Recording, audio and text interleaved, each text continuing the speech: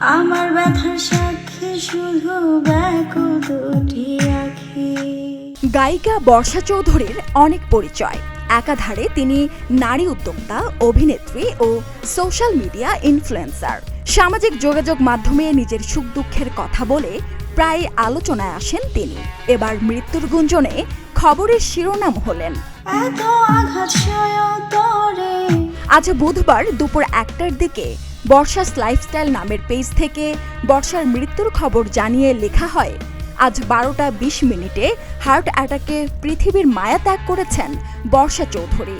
আমার ব্যথার সাক্ষী শুধু অনেক উদ্যোক্তা, অভিনেত্রী ও সোশ্যাল মিডিয়া ইনফ্লুয়েন্সাররা গায়িকা বর্ষা চৌধুরীর ঘনিষ্ঠ ছিলেন। তাদের মধ্যে অনেকেই ফেসবুকে নিজের সুখ দুঃখের স্মৃতিচারণ করে বর্ষার মৃত্যু হয়েছে বলে জানান। এ খবর ছড়িয়েছেন উদ্যোক্তা ও সোশ্যাল মিডিয়া ইনফ্লুয়েন্সার বারিশা হকও। তবে বর্ষার মৃত্যু নিয়ে পোস্ট দেওয়ার ঘণ্টাখানেক পরই তিনি আরেকটি পোস্ট করেন। সেখানে পারিবারিক সূত্রের বরাত দিয়ে তিনি জানান, বর্ষা চৌধুরী মারা যাননি।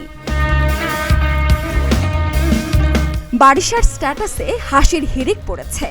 নেটিজেনরা যে এই গুঞ্জনে বেশ মজাই পেয়েছেন তারই আভাস মেলে। তবে অনেকে মৃত্যুর মতো শোকের খবরটি মিথ্যা হওয়ায় স্বস্তি প্রকাশ করে বর্ষা চৌধুরীর শারীরিক ও মানসিক সুস্থতা কামনা করেন। আরেক নারী উদ্যোক্তা ও social media influencer Rubaiyat Fatema Toni লিখেছেন, বর্ষা মারা যায়নি, অসুস্থ সে। মিথ্যা নিউজ ছড়ানো আইনত দণ্ডনীয় অপরাধ। মানসিকভাবে বিপর্যস্ত বর্ষাকে সুস্থ জীবনে ফিরিয়ে আনতে চান বলেও উল্লেখ করেন তিনি। বর্ষা চৌধুরীর জীবনের নানা চড়াই উতরাই হার মানায় সিনেমার গল্পকেও। বছর 2 আগে দ্বিতীয় স্বামী ব্যান্ড শিল্পী রুমি রহমানের মৃত্যুর পর ভেঙে পড়েন বর্ষা। এর মধ্যে এক সন্তানের বয়স তখন সবে 1.5 মাস। অন্যদিকে বর্ষার সঙ্গে রুমিরও দ্বিতীয় সংসার ছিল এটি। দ্বিতীয় স্বামীকে হারানোর পর থেকে ফেসবুকে প্রায় রুমিকে নিয়ে আবেগঘন পোস্ট ও ভিডিও পোস্ট করে আসছিলেন বর্ষা। সবাইকে চমকে দিয়ে তৃতীয় বিয়ের পিড়িতে তিনি। পাত্রও ঢাকাই সিনেমার পরিচিত মুখ রাসেল মিয়া, যদিও সেই সংসার বেশি দিন টেকেনি।